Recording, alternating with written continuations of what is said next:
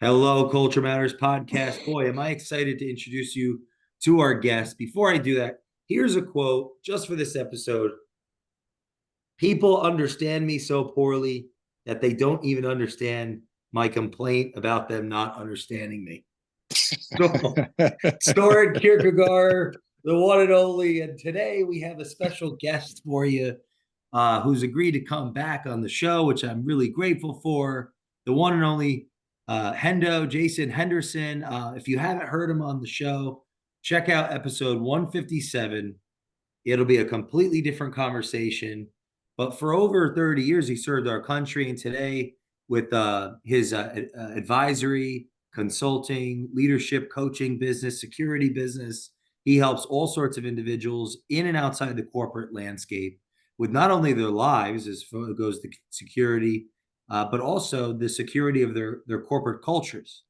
19 missions serving our country, 16 active, and he's a real life master chief, which is really cool to say out loud and mean it.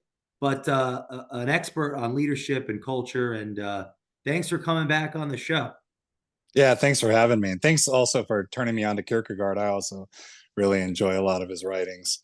Um, I think your quote really hits it on the head with me, because when people talk to me about it, they're like, what is it that you do? And I'm like, well, I coach executives. Like, what do you, I thought you had a security company, and why is your coaching information on your security company website? And I go, well, because I want to, that's what is spawned into. You want to secure your job, you want to secure your performance, you want to have all these securities that are built into your life to help you to not just perform at a high level, but to transcend and to keep moving up. And built into it is a lot of human performance and a lot, even my tier one aspect of coaching. I actually go to people's house and I train them physically in self-protection and train their families, because I need them to be safe and secure in their home and feel like their family's being taken care of, so that they can focus on prosperity and becoming better at their job and keeping, their own culture developing, and so that everybody in their home, their friends, their organization is all working on the same tone. Have you found that the most successful people care about that holistic integration? Absolutely, yeah. Because people get pigeonholed into one thing. You're either really good at one aspect of your job, or you're really good at with your home and you're putting less effort into work, and nobody has that healthy balance. And really it's a physical, mental, and spiritual balance that everybody has to do. And spiritual, I mean, finding your higher purpose and making sure that you're doing all the right daily practices to meet your unique goals. All those things tie into it.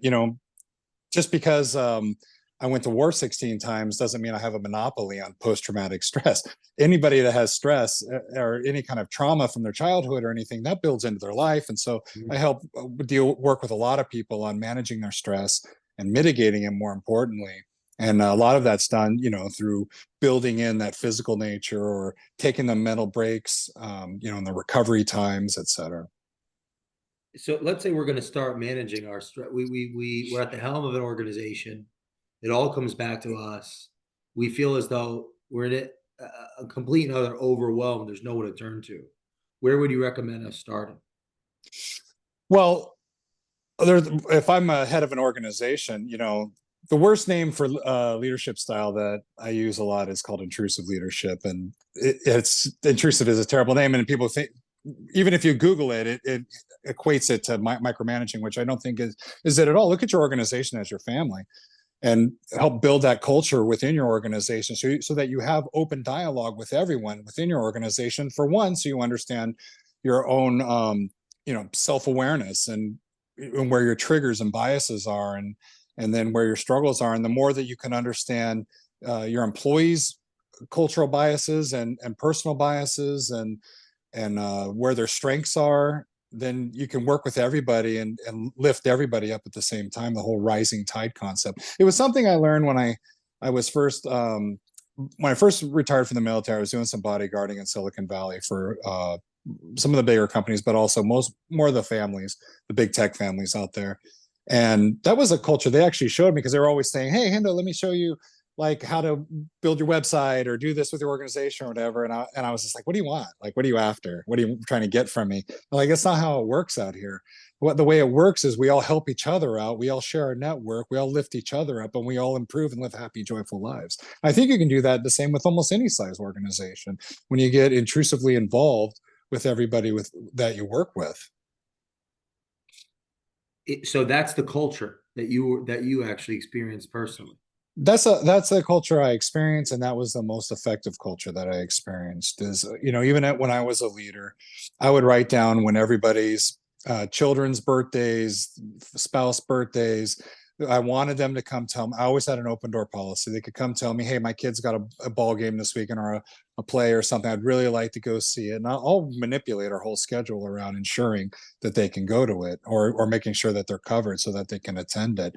And because I would put that much effort into the people around me, the return was loyalty. And especially at the tier 1 level with SEALs, our biggest fear is letting the guy down next to us. So I don't have to punish people when they make a mistake or they get in trouble. I just have to let them know that what they've done is let us down, as personally or as an organization, and they'll beat themselves up enough over it and ensure that it never happens again, because we have that type of culture. How did you gain respect without the biggest title? Because you had talked about that last time. Yeah, rank means nothing. They struggle. Yeah, rank should mean nothing. It all should have to do with meritocracy, and you should be leading from the front, leading by example, and showing them, having good emotional intelligence and being able to be there for them when they need you, and having that open brown table dialogue of where not only are you letting them come in and tell you what issues they're having, but you're also sharing it and humanizing it, because you're saying, hey, I have some of the same struggles. Here's what I'm doing to overcome them. Let's work together and both overachieve and ensure that these don't hinder us in any way possible. How often did you have team meetings, or would you even call it that? Yeah, we would. Team meetings, exactly right. We would have one every Monday, just to kind of set the tone for the week. And then we'd have a quick one on Friday at the end of the week, where we just kind of were going, what did we learn that was working this week? What was hindering us this week, more importantly? And then what are we going to do to set the tone on Monday to ensure this doesn't happen again? But we would still have a meeting on Monday to not only reiterate those things, but because over the weekend, inevitably something would pop up. So I'd be like, okay, we have to do some slight changes because of this emerging threat or whatever had happened. So what worked, what wasn't working, and then what's coming? Yeah, what worked. And I honestly, I do it in my life every night when I go to bed. I kind of wind down, I say my prayers, and then I go, what did I do right today? And I really sit and I listen, and I wait to get kind of a response in my head. And then what did I do wrong? And it's always, like family things, like put your phone down when you're around your daughter, or, don't hesitate to get up and do chores around the house, or answer those text messages that you've been blowing off, things like that. And then, and what can I do to make tomorrow better? And essentially, it's just answering all the questions from the second part of what did I do wrong? And so every day you're just trying to incrementally level up. How can leaders not suppress the what went wrong of their subordinates? What are some, where do they go astray there? In a couple different directions. One, open dialogue is most important. Everybody needs to be sharing. And, you see in the junior levels of the SEAL community, it's always promoted ownership. People have wrote books on ownership, which is important to a degree. It also can have a negative effect, but just taking responsibility for your actions and just saying, hey, this is on me. But if you're a leader and you're saying, okay, well, I'm at the top, this falls on me, I'm taking ownership of it, you're really not necking down to what the root of the problem is, and that really stifles innovation. So what you should do is just it doesn't matter, you don't have to point at the person, but let's just identify what issues we have and then address the issues. And then either, collectively, which is always the best way, or, at the top or in the organizational, the main staff coming together and saying, okay, well, here's the issues. Let's come up with a decision and ensure this doesn't happen again. I like just sharing it with the collective and saying, here's a few things we've noticed that are hindering us. Here's what I think should make changes. What is in everybody's collective opinion? What do you think should happen? And if it becomes a tie, then that's my job as as the boss to be the tiebreaker and say, okay, well, based off of experience or based off history or based off things I've seen, we're going to lean in this direction or the other. Do you think there's a connection with the behavior of the leader and people's openness to share? Yeah, I mean, there's a lot of closed off leaders, right? When you first, if we look at the different styles of leadership in the military, when you first come in, it's just authoritarian, right? They're just yelling at you, telling you what to do. And at the higher levels, that doesn't work. You can't do that. And you just become a dictator. Everybody's going to ignore you. And in fact, they're going to do the opposite usually of what you want. And you'll find that with narcissist leaders and other things, that everybody just works around them. It's really a toxic environment, and it comes from the top, and that's really unfortunate. You're much better off trying to be as, again, I don't like use, I'll say due diligence instead of saying intrusive. You doing your due diligence, getting to know everybody. There's going to be some people you don't like, but still listen to them anyways. And we always promote the listening to the dissenters, the one guy in the corner that never puts out, he's always grumbling and complaining about everything. You're like, okay, well, let's hear what you have to say. And maybe there's a lot of good things there. We found there's almost always something good in there. And then from there we go, okay, well, let's put to a vote, and then everybody has to agree to it, including the dissenter. That's just part of the culture that you set. Just saying, hey, we're all agreeing to this as a culture. We've all made a vote, so let's push it forward. And as a leader, you've got a right to veto the vote. Democracy doesn't always work, but for the most part, the more information that you get, the better decisions that you can make. Why is the dissenter so valuable? Because usually they're just kind of the quiet person. Maybe they don't like sharing things. I think we've talked about in the previous one, where you'll have always the engineers and sales always have some kind of conflict because they're completely different cultures. One's more introverted, one's more extroverted. Yeah. So you have to listen to everybody. Everybody should have a voice. And then when you listen to everybody, including the dissenter, the grumbling person, then not only does he feel like he's being listened to and he's expressing why he likes it or dislikes it, but he's also then going, well, I've said it, and now we've got it out in the open, and we all voted against it or for it, and so I have to go along with it. I can't just keep grumbling about that or complaining about it, because we don't have time for it. We have to get on with the mission and stay as fluid as possible. You think that lowers gossip or triangulation? It does, yeah. It really does. Everybody's going to gossip. Everybody's going to complain. You can't stop that. But what you can do is just have an open, corresponding dialogue with everybody, where you don't have an emotional reaction, that when they say something or they complain about something, you sit and listen, which is your most important job as a leader anyways, is to have good communication, listening being the front and foremost of it, and take that information in. And then, I'm able to tailor my message based off of, how it's being presented to me, and then going, okay, well, based off my experience or what I've seen in the past, or let's all sit down and have a discussion about it. That's a great point, because then you feel like you matter, your voice matters. When we're looking at, every leader should be a coach, what it comes down to is you want to feel like you matter. You want to feel like you belong. And so you want to hear what everybody has to say. If you were to go in and guarantee that an organization loses its top talent, how would we go about doing that? We want to lose the top talent. Why would I do that?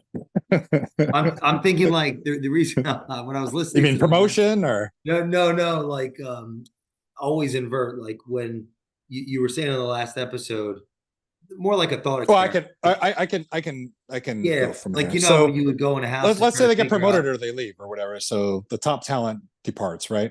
Yeah. It's crucially important for every leader from top all the way down to do talent development from bottom up. The best ideas come from the bottom always anyways. So they're the most inspired, they're the most excited.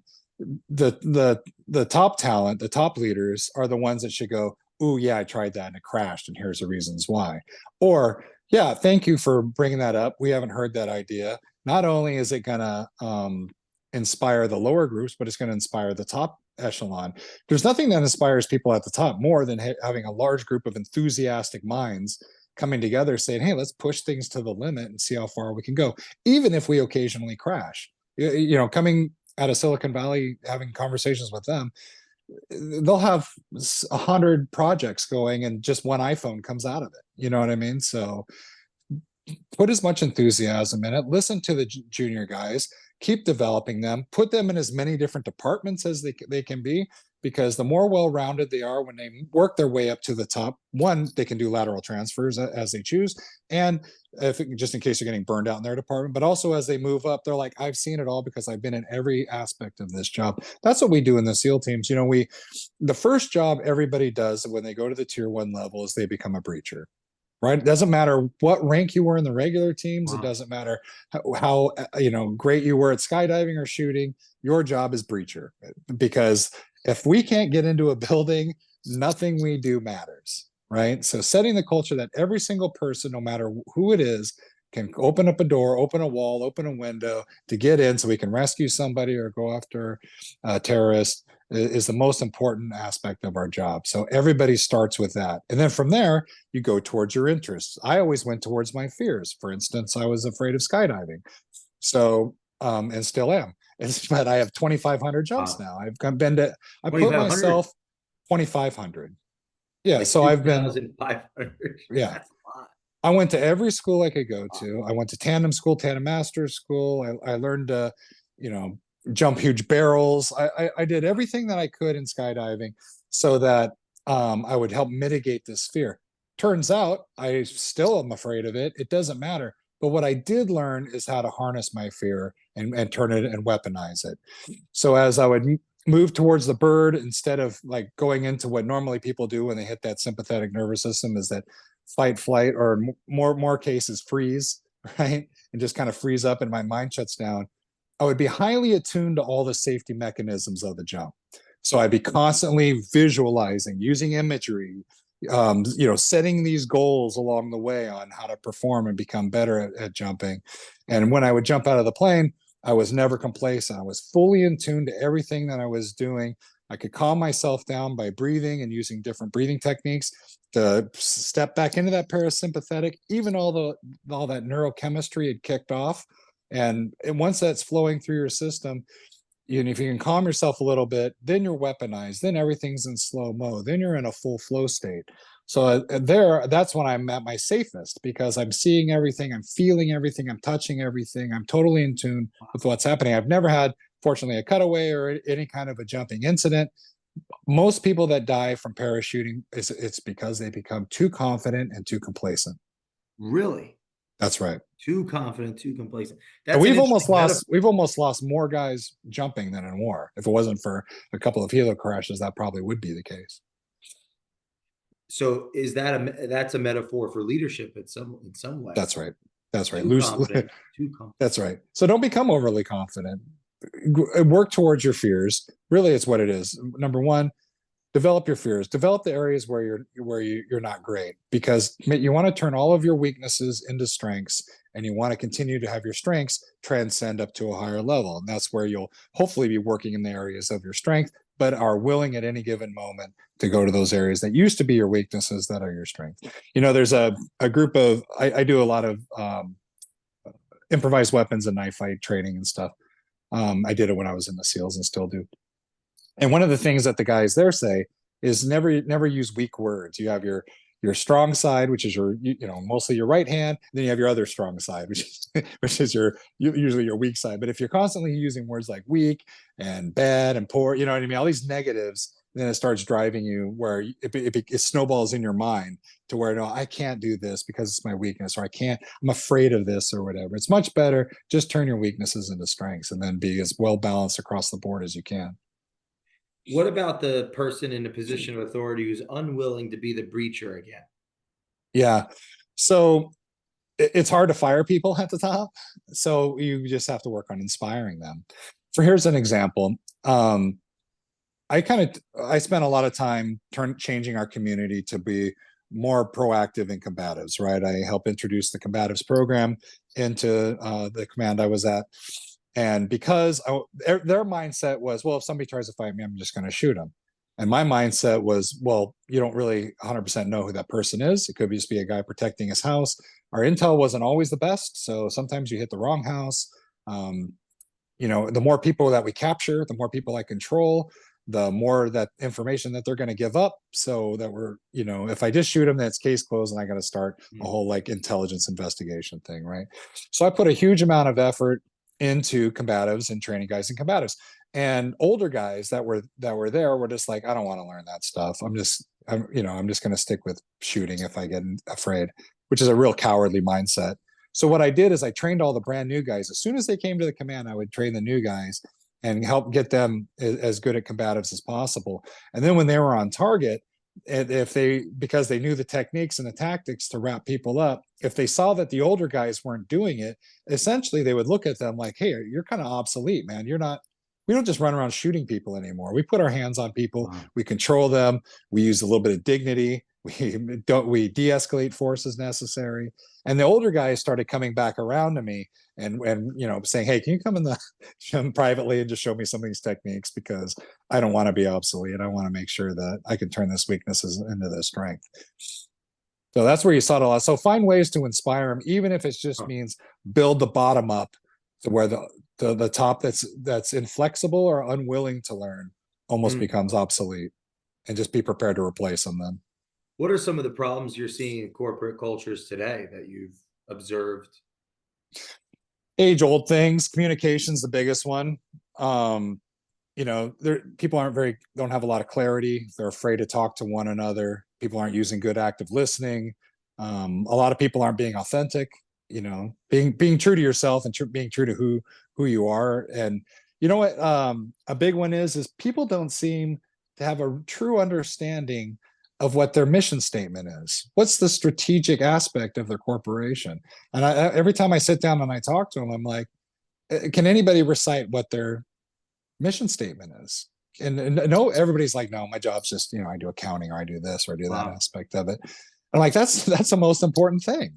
You should have a clear understanding of what your strategic mission is, and have it continuously being shared amongst all of you, so that I'm not just doing this for myself, my personal needs. I'm not self-serving in this. I'm also doing it for my office. I'm doing it for my family, my friends, to help rise everybody up. And then strategically, community, and hopefully you work in some kind of a job that's for the greater good of the country. And you find that people are unclear on that.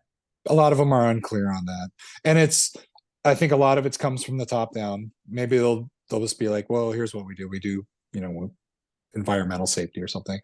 And they'll just kind of glaze by it. But here's mainly, we're just trying to sell so that we can make money or do whatever. What they need to go back to is, hey, we're trying to save the environment. We're trying to do all these things for the greater good.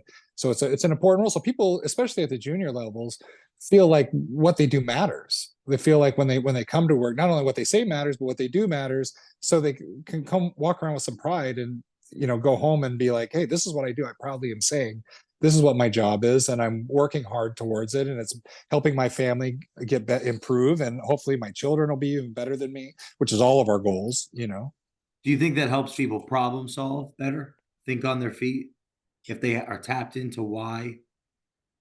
Yeah, because well, that's another thing that I'm seeing with a lot of organizations is they don't do much in the way of contingency planning. The most important aspect of critical thinking is adaptability and critical thinking, and your ability to go, okay.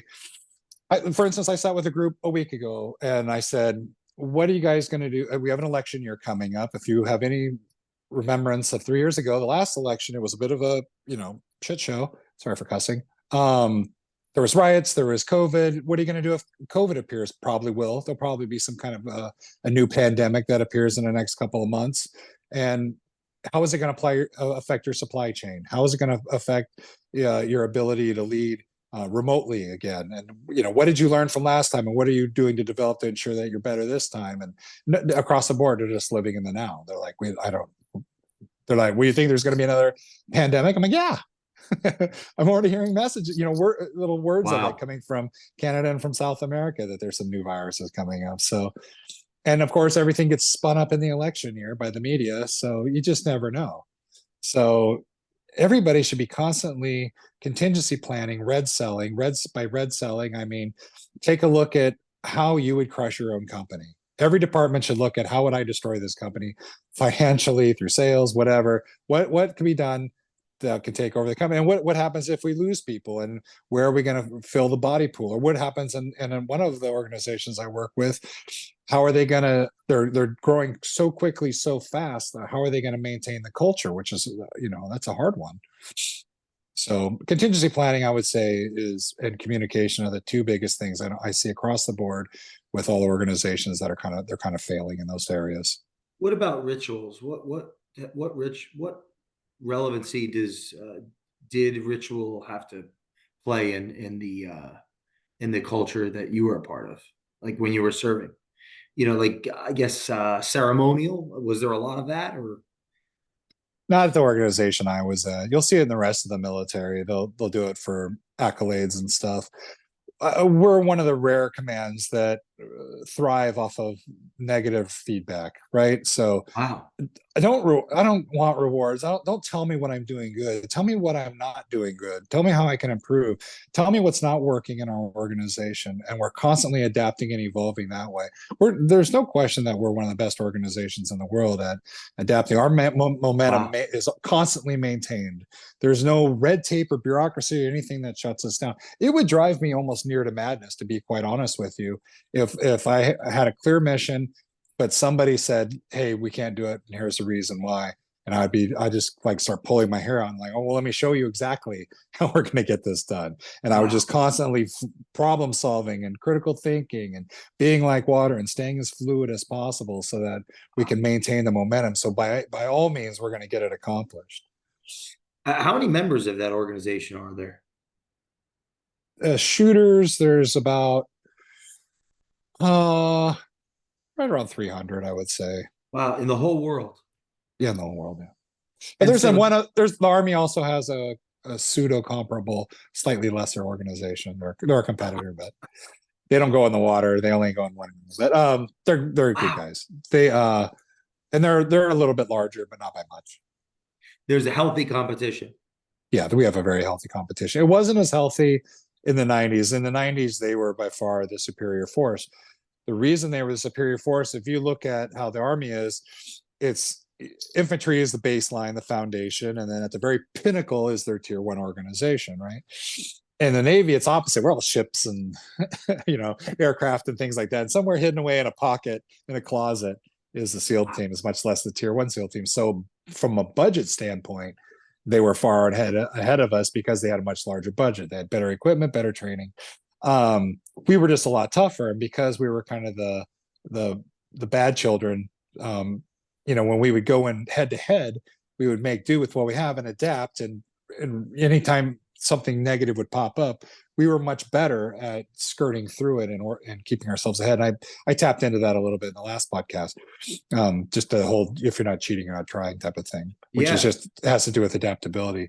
But that really kind of set the tone for us. And then once we went to war, when real war happened, the tables completely flipped over, and we were so successful. And if one of us ever got shot or injured, we would sit down and really deep dive. How could this possibly have happened? Let's ensure that it never happens again. Let's change our tactic. Let's evolve. We're constantly evolving, constantly improving, where the other units weren't. They were just kind of wearing their Purple Hearts like a merit badge, and we would refuse to wear ours no matter how many times you say, like, don't put the information in, just patch me up because I don't want to get a Purple Hearts, the enemy's award, not one for me. You know what I mean? So wow, that's powerful.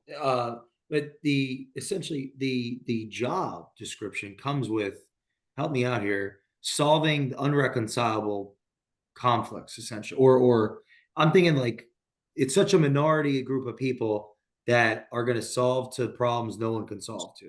It's well, we solved unique problems. There's no question. We solved problems that nobody else in the world could solve, because like I said, it was set at the beginning of our culture that, hey, we're a critical thinking organization. We're a problem solving organization. If you make a mistake, you own it, but you still push the limits about as hard as you can go. My whole career was, I would be kicking butt for a long period of time, and then I would break some bureaucratic rule and I would crash a little bit and get yelled at, and I would come back up. And this happened several times, but because I was pretty successful at what I did, I was known for getting things done that nobody else could do. and by any means necessary. So sometimes I got a little bit in trouble, but I mean, it didn't mean much. For instance, I got in trouble one time, and as my penalty, they sent me to the Special Operations Senior Enlisted Academy that nobody wanted to go to anyways. And I was an honored graduate of, the valedictorian of it, and got promoted. So it's, was it a punishment? I don't know. Wow. Well, the reason I stress that is because for the listeners, as it relates to your advisory services today, consulting, mentorship, Sure. there's a very small, if this is my understanding, there aren't a lot of human beings that were even in that camp. So that's something that Right. they're going to be able to experience, if they ever have the opportunity to work with you. Right. And that, it's all around problem solving, critical thinking, which makes business seem almost kind of easy in my mind. Right. Not to diminish business, because life is hard generally, right? But yeah, I don't know if you could speak to that. Sure. Yeah, that is what I see a lot. And that's what a lot of what I'm, the information that I'm putting out. And in the end, if I speak to a group of 10 leaders, I end up privately talking to 2 or 3 of them on a regular basis and coaching them afterwards, because they'll come to me and they'll say, hey, a lot of it is, let's say construction, a group that's of investors is trying to put together some type of construction. Construction is always 20 to 30% over what they had estimated as their costs, and they're all 20 to 30% over on time and everything like that. And I've heard them say to people like, well, we want you to stay at what you're estimating. You should estimate over a little bit. We want you to keep it there, and we want you to get done a little bit sooner. And then the construction people just laugh. Literally, I watched the guy laugh in a guy's face. And I'm like, I would lose my mind if somebody did that to me. So I would go to the site. I would have, my operations go to the site, watch them go through, show me where we're having shortfalls. Is it in the logistics chain? Is it somewhere else? Why isn't this getting done at a high rate of speed?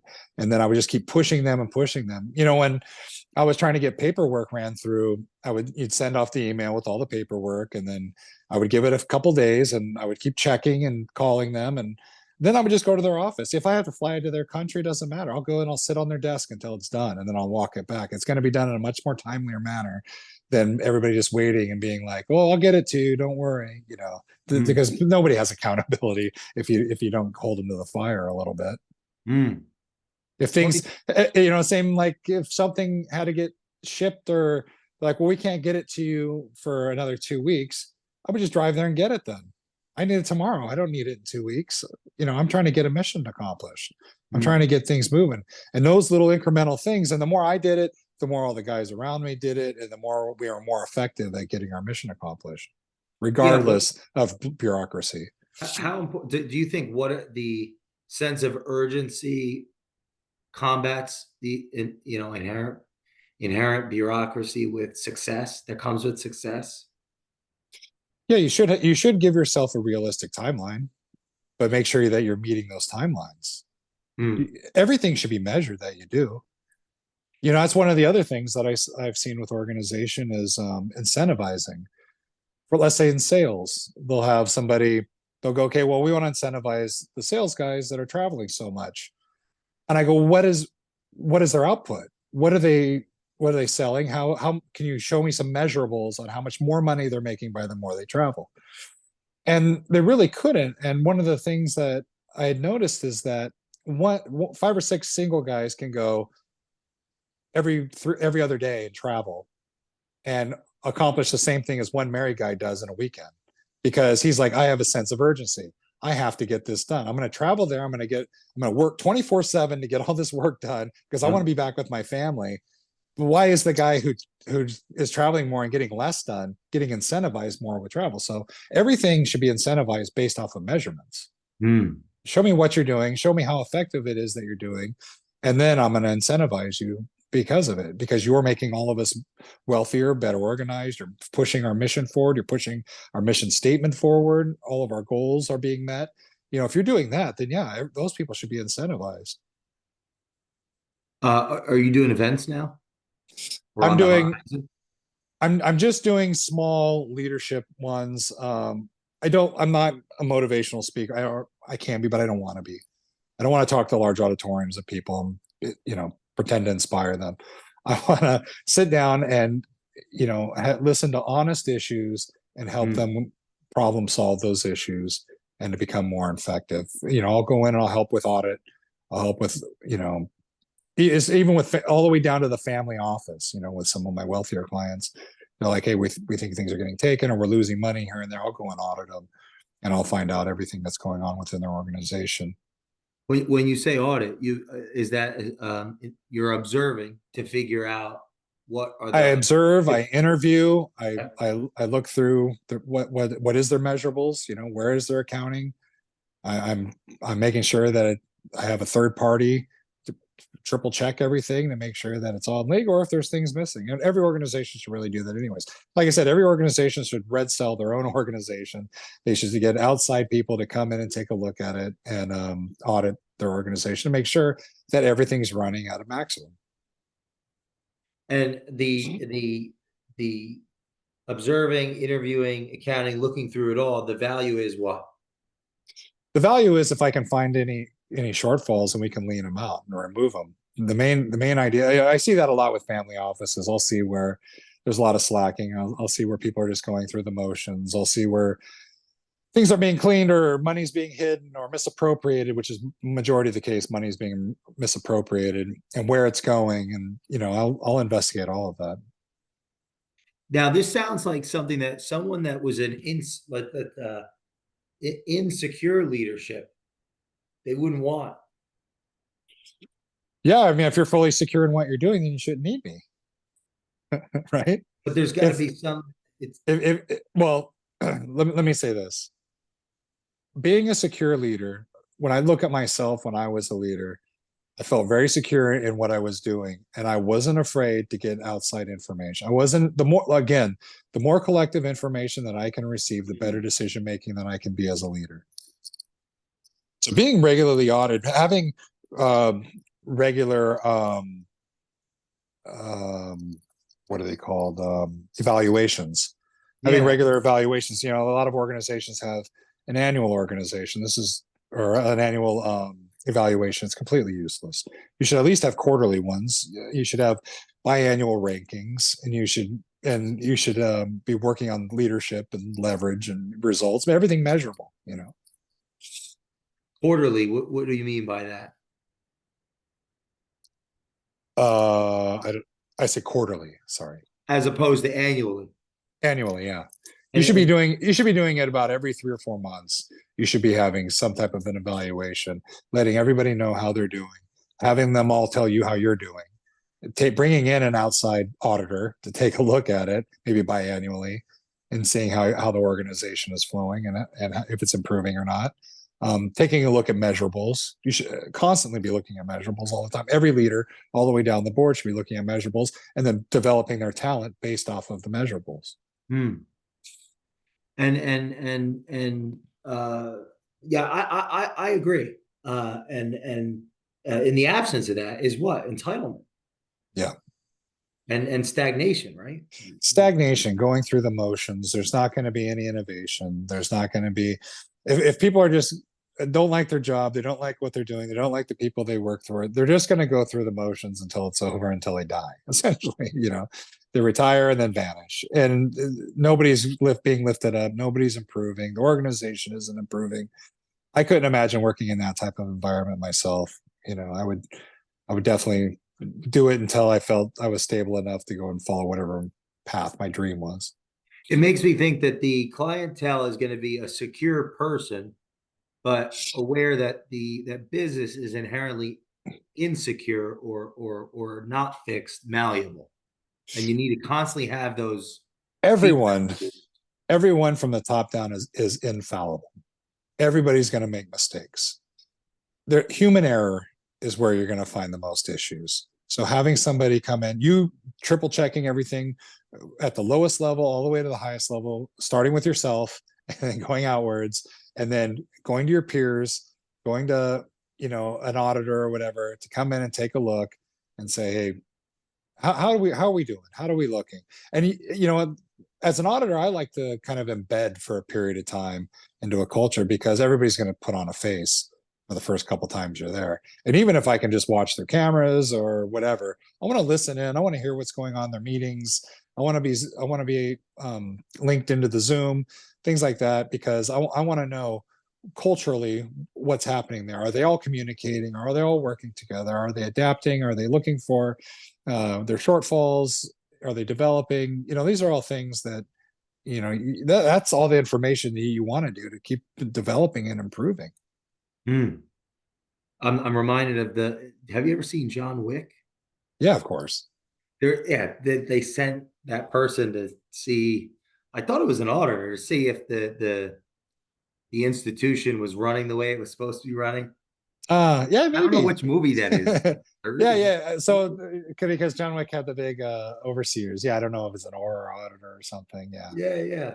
Yeah, I Yeah, love the that. guy I got a black belt from in judo. He's was Keanu Reeves' main trainer, and Jeez. he a stuntman in the last John Wick movie. So good on Would him. you say the most successful people in my mind, I would think, would want a third party review to make sure that or to find out how they could be improving their organization? And in the absence of that, that would infer that maybe they're not clear on why they're doing what they're doing or what they're actually doing. Or maybe they don't have their own, eye on the ball. Well, I think most people aren't going to do it because they don't want people to find out what they're getting away with. Thank you. I mean, that's kind of fun thing. If I'm in a position of power and I'm willing to be the breacher and I am trying my best, Yeah, I'm gonna welcome someone giving me feedback. But if I'm not, 100%. I may not be as open to it. And then Right. ultimately, what's that? You said the flight, that was very powerful. The people that pass away from jumping out of the plane are the ones that are too Complacent. confident, yeah, comfortable. Yeah. Oh, in 2024, are you accepting applications for people to hire or institutions hire you? And if so, what's the best way to contact? Right. So if you go to hendosec.com, it's my security company, but the upper right corner, you see I do coaching also. And built into that, I have 3 tiers of it. I have the tier one where I do, like I said, I do mind, body, spirit development. I'll talk to you as much as you want. I'm really close with the ones that I do have. I'm only taking 12 of them because I fully invest into them.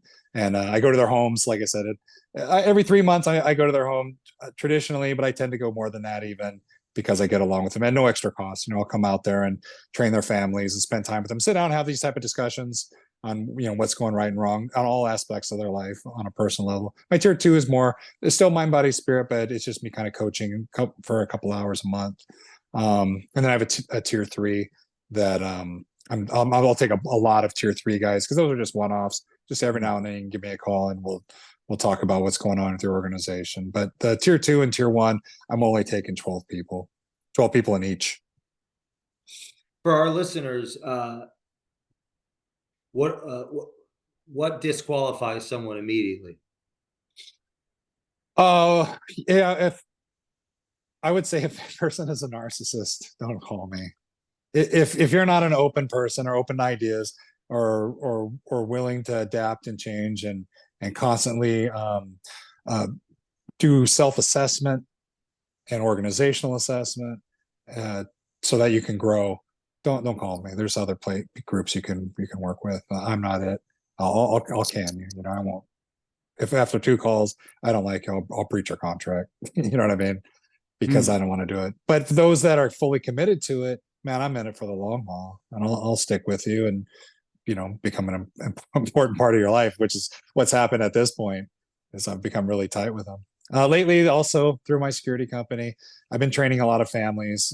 That's like every other week I'm gone training families now, Wow. and self protection. Most of it is it's not a high impact. It's very low. It's more situational awareness and observational threats and best practices and stuff that you can do. I'm training a lot of daughters. A lot of dads are calling me these days saying, "Hey, I've academically prepared my daughter for college, but her situational awareness isn't very high, and she won't listen to me." So Wow. I get brought in for those, and the feedback I've gotten from those girls, it saved a lot of them from being attacked, and Uber drivers gone wrong, and dates gone wrong, and being followed in parks and things like that. So That's the biggest premium. Honestly, if I was independently wealthy, I would do that for free. I'd provide that service for free anyway. So That's that amazing. one means the most because I have daughters, so it means a lot to me. In closing, what would you like our audience to take away most from today's conversation? What's the biggest? Um, I really like the quote, "Evil prevails when good people do nothing." And I think it's important that all of us stay capable and we keep our family safe, we keep ourselves safe, and not just physically against external threats, but your own internal threats, your own self-assessments. Learn how to manage your weaknesses, turn your weaknesses into strengths. Look at your organization and be open to development and improvement, because everybody's going to get better. And if everybody's working together for the benevolent cause of the greater good of your tactical and strategic organization, then everybody's going to be happier and you're going to have a much more loyal and better output out of your organization.